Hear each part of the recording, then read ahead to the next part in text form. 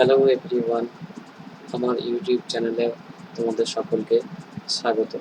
আজ আমরা চলে এসেছি অংশীদারি কারবার অধ্যায়ের দ্বিতীয় পর্বের ভিডিও নিয়ে। এখানে আমরা অংশীদারি কারবার অধ্যায়ের কোষে দেখি কিছু গাণিতিক উদাহরণ নিয়ে আলোচনা করব। তো যারা এখনো আমার প্রথম পর্বটি দেখোনি তারা ডেসক্রিপশন বক্সে যে লিঙ্ক দেওয়া থাকবে সেই লিঙ্ক থেকে তোমরা প্রথম পর্বটি দেখে নিন।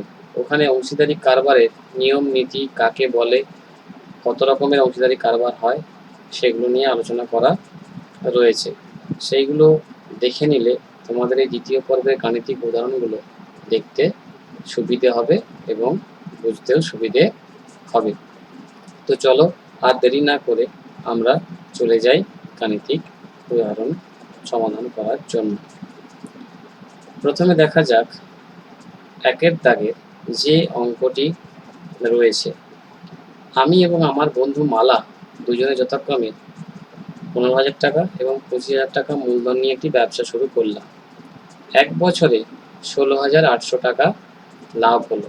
হিসেব করে দেখি আমরা কে কত টাকা পাবো।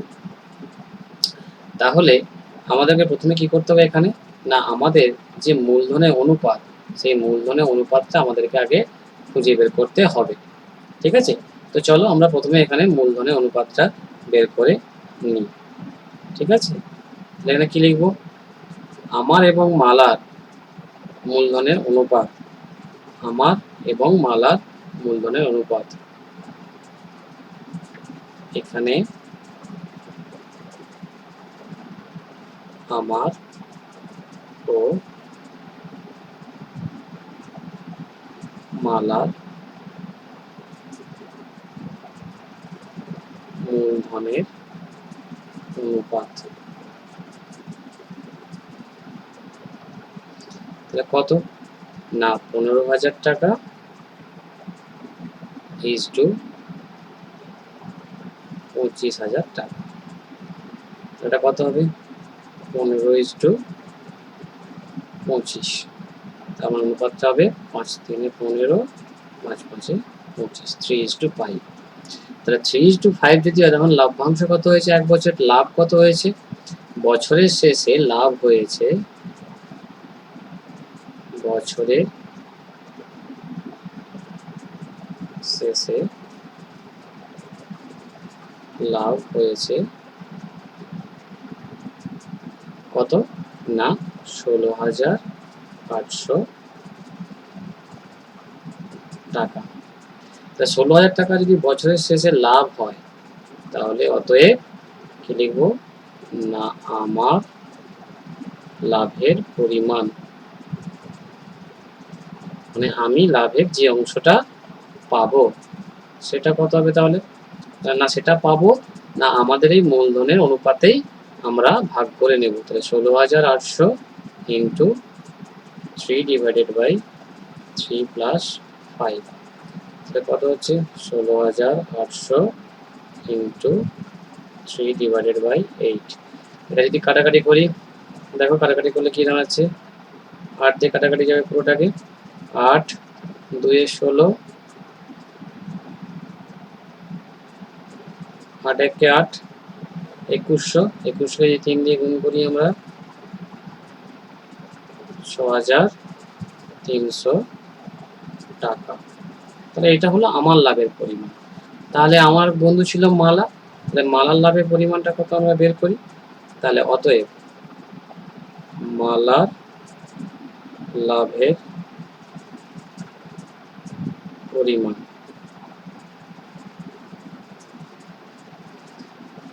16,800 ইন্টু 5/3 প্লাস 5, তাহলে কত হবে এটা 16,800 ইন্টু 5/8। তাহলে এটাকেও আমরা একই রকম ভাবে কাটাকাটি করব। তাহলে কাটাকাটি করলে কত হবে, দেখো এটা কাটাকাটি যাবে, এখানে এটা কাটাকাটি যাবে, তাহলে এটা কত হবে, এটা হবে 2100, তার মানে এটা কত হবে 0 0 5 1 5, 5 দুগুণে 10, 10,500 টাকা। তাহলে আমার এবং মালার দুজনের লাভের পরিমাণটা কিন্তু আমরা খুব সহজেই বের করে নিতে পারলাম। ঠিক আছে, চলো এবার দেখি পরের অঙ্ক। বলা হচ্ছে প্রিয়ম, সুপ্রিয়া এবং বুলু 15,000 টাকা, 10,000 টাকা এবং 25,000 টাকা দিয়ে একটি ছোট মুদির দোকান খুলল, কিন্তু বৎসরান্তে 3,000 টাকা লোকসান হলো। তাহলে বছরের শেষে 3,000 টাকা লোকসান হয়েছে, তাহলে কাকে কত টাকা লোকসানের পরিমাণ দিতে হবে হিসেব করতে হবে। তাহলে এখানেও কি করতে হবে না, মূলধনের অনুপাতটা আমাদেরকে বের করে নিতে হবে। লাভ যে পরিমাণে হবে মূলধনও কিন্তু সেই একই পরিমাণে ভাগ হবে। লাভ অংশীদারি কারবারের নিয়মই আমি তাই বলেছিলাম যে যদি লভ্যাংশ মূলধনের অনুপাতে ভাগ হয়, তাহলে যদি লোকসান হয় তাহলে লোকসানটাও সেই একই মূলধনের অনুপাতে ভাগ করে নেওয়া হবে। তাহলে এখানে আমরা কি করব না, এখানেও আমরা মূলধনের অনুপাতটা বের করে নেব। তাহলে এখানে কি লিখবো আমরা, এখানে প্রিয়ম,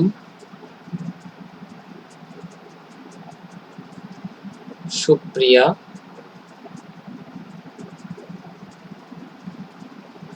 ও বুলুর মূলধনের অনুপাত। মূলধন অনুপাতটা কত হবে, তাহলে মূলধন অনুপাত যদি বের করি তাহলে মূলধন অনুপাতটা হবে, একজনের ছিল 15,000 টাকা প্রিয়মের, সুপ্রিয়া ছিল 10,000 টাকা, আর বুলুর ছিল 25,000 টাকা। তার অনুপাতটা কত হচ্ছে না 15:10:25। তাহলে কত হচ্ছে 5 3 15, 5 2 10, 5 5 25। তাহলে এটা হচ্ছে মূলধনের অনুপাত। তা দেখি কার কত লোকসান হবে। তার লোকসানের টাকাটা কে কতটা দেবে সেটা হিসেব করে নি। অতএব প্রিয়মকে দিতে হবে, প্রথমে প্রিয়ম ছিল, অতএব প্রিয়মকে দিতে হবে। কত দিতে হবে না, প্রিয়মকে দিতে হবে, মোট লোকসান কত হয়েছে না, মোট লোকসান হয়েছে 3,000 টাকা। তাহলে 3,000 into 3 divided by 3 plus 2 plus 5। তাহলে কত হচ্ছে এটা 3,000 ইন্টু 3/10। তাহলে দেখো এটাকে যদি কাটাকাটি করি তাহলে একটা জিরো কেটে যাচ্ছে, তাহলে কত হচ্ছে 900 টাকা। অতএব প্রিয়মেরটা হয়ে গেল, সুপ্রিয়াকে কত দিতে হবে তাহলে, তাহলে অতএব সুপ্রিয়াকে দিতে হবে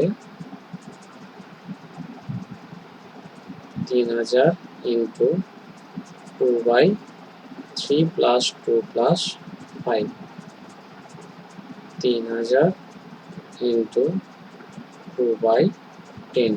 এটা যদি কাটাকাটি করি তাহলে কত হবে 600 টাকা।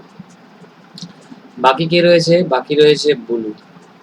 তাহলে অতএব বুলুকে দিতে হবে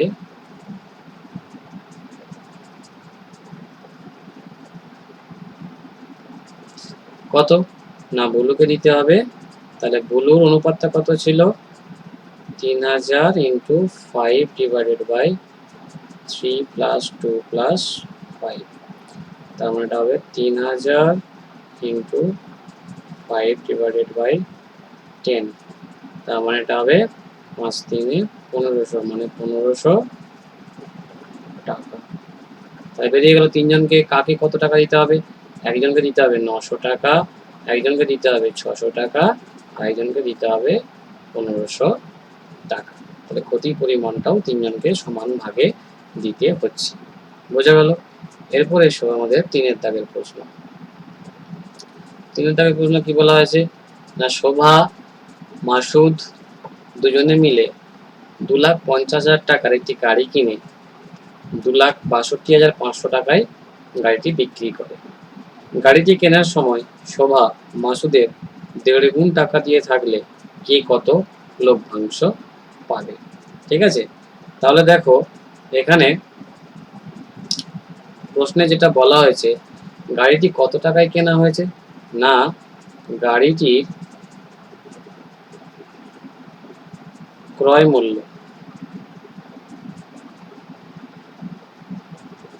কত? 2,50,000 টাকা। 2,50,000 টাকা। আর বিক্রয় মূল্য কত সেটাও বের করে নি। ঠিক আছে, এবং বিক্রয় মূল্য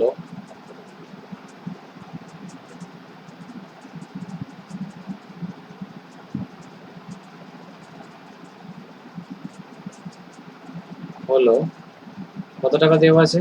না, 2,62,500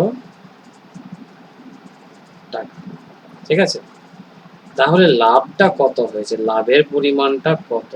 অতএব তাহলে লাভের পরিমাণটা আমরা একটু বের করে নিই। তাহলে গাড়িটা বিক্রি করে লাভ হয়েছে, তাহলে লাভের পরিমাণ বিক্রয় মূল্য মাইনাস ক্রয় মূল্য, তার মানে 2,62,500 মাইনাস 2,50,000 টাকা, তাহলে সমান কত হচ্ছে? তাহলে লাভের যে পরিমাণ, লাভের পরিমাণটা কত হচ্ছে দেখো তো? না, লাভের পরিমাণটা হচ্ছে 12,500 টাকা।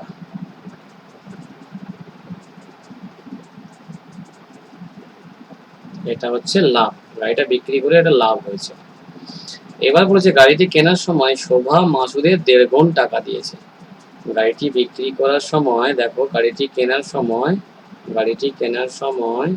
শোভা মাসুদের 1.5 গুণ টাকা দিয়ে থাকলে, তার মানে মাসুদ যা দিয়েছে শোভা তার 1.5 গুণ টাকা দিয়েছে। তাহলে ধরে নিই যে মাসুদের টাকার পরিমাণ বা মাসুদের গাড়িটি কেনার সময় এক্স টাকা দিয়েছে, কারণ আমি জানি না কত টাকা দিয়েছে, তাহলে ধরে নেব। তাহলে কি করব, আমরা ধরে নেব, ধরি মাসুদ গাড়িটি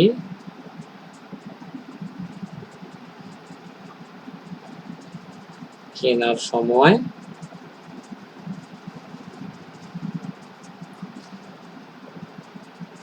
এক্স টাকা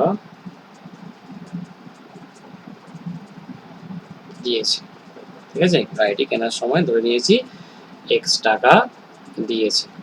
তাহলে মাসুদ যদি গাড়িটি কেনার সময় এক্স টাকা দিয়ে থাকে তাহলে কি হবে? না, তাহলে শোভা টাকা দিয়েছে কত? অতএব শোভা টাকা দিয়েছে এর 1.5 গুণ, তার মানে এক্স ইন্টু 3/2, তার মানে কত? 3x/2 টাকা। তাহলে এদের মূলধনের অনুপাতটা কত বের করি আমরা। ঠিক আছে, অতএব মাসুদ ও শোভার মূলধনের অনুপাত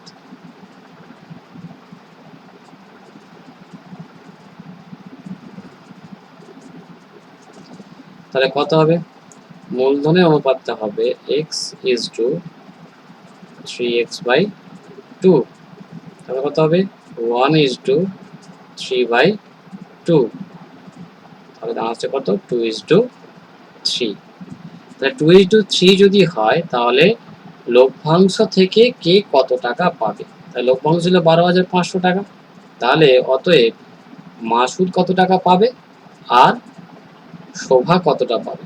তাহলে এখানে কি লিখবো? তাহলে অতএব মাসুদের লভ্যাংশের পরিমাণ, মাসুদের লভ্যাংশের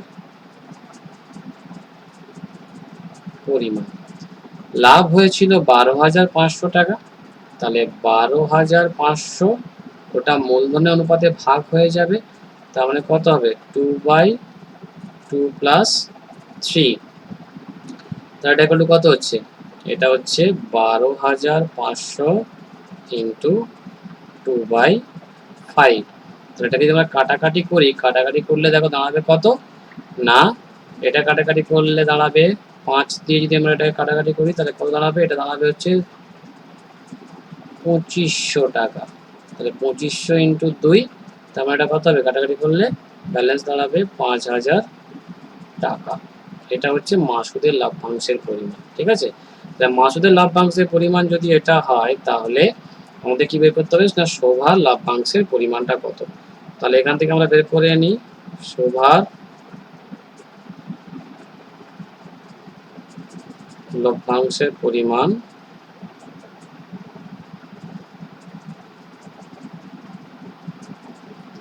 ওই একই নিয়মে হবে 12,500 গুণিত এটা হবে কত না 3/5।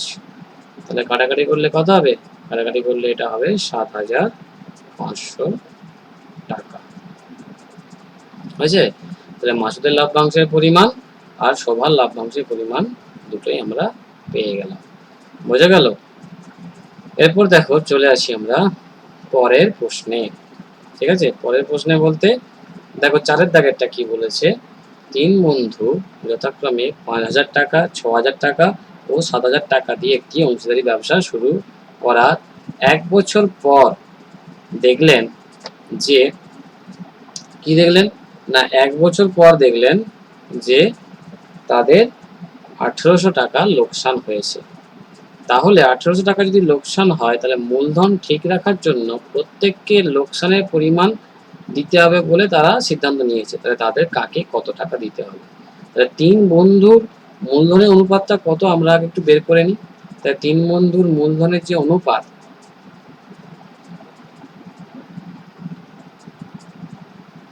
3 বন্ধুর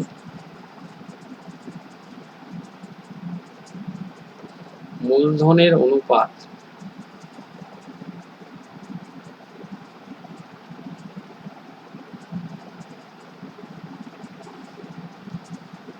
5,000 ইজটু 6,000 ইজটু 7,000। তাহলে মূলধনের অনুপাতটা কত, তাহলে মূলধনের অনুপাতটা এখান থেকে পরিষ্কার 5:6:7। তাহলে তাদের কি হয়েছে, 1 বছর পরে লোকসান কত হয়েছে, লোকসানের পরিমাণ হচ্ছে 1,800 টাকা, 1,800 টাকা। তাহলে কি লিখবো, অতএব বছরের শেষে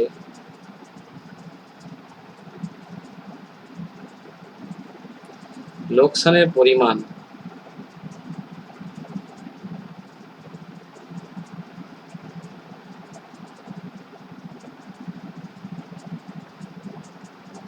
কত না 1,800 টাকা। অতএব প্রথম বন্ধু দেবেন, অতএব প্রথম বন্ধু দেবে কত টাকা দেবে না, ওই যে লোকসানের পরিমাণ 1,800 টাকা সেটা মূলধনের অনুপাতে বিভক্ত হবে। তার মানে 5/5 প্লাস 6 প্লাস 7, তাহলে কত হচ্ছে 1,800 ইন্টু 5/, এটা যদি যোগ করি কত হবে, এটা যোগ করলে হবে 6-5 11, 11 সাথে 18, তো যদি কাটাকাটি করি কত হচ্ছে, এটা কাটাকাটি করলে দাঁড়াবে 500 টাকা। বুঝছে, বুঝা গেল, এটা দাঁড়াবে 500 টাকা। তাহলে অতএব দ্বিতীয় বন্ধুটা বের করি, অতএব দ্বিতীয় বন্ধু দেবে কি হবে না 1,800 ইন্টু একই রকম ভাবে 6/5 plus 6 plus 7 equal to 1,800 into 6/18, তার মানে কত হচ্ছে, এটা 600 টাকা। ঠিক আছে, তাহলে শেষ বিন্দুটা বের করি, অতএব তৃতীয় বন্ধু দেবে 1800 into 7 divided by 5 plus 6 plus 7, 1800 into 7 18, তাহলে কত হবে এটা? 700 টাকা। তাহলে প্রথম বন্ধু দেবে 500 টাকা, দ্বিতীয় বন্ধু দেবে 600 টাকা, আর তৃতীয় বন্ধু দেবে 700 টাকা। তো মোটামুটি গাণিতিক উদাহরণগুলো আমাদেরকে এইভাবে সমাধান করতে হবে। আশা করি তোমরা এই 4টি অঙ্ক বুঝতে পারলে। দ্বিতীয় পর্বে আমরা এই অধ্যায়ের বাকি অঙ্কগুলি নিয়ে আলোচনা করব। সবাই ভালো থেকো। আশা করি আমার এই ভিডিওটি প্রত্যেকের ভালো লাগবে। পরবর্তী পর্যায়ে দেখার জন্য আমার এই চ্যানেলটিকে ফলো করো। ধন্যবাদ।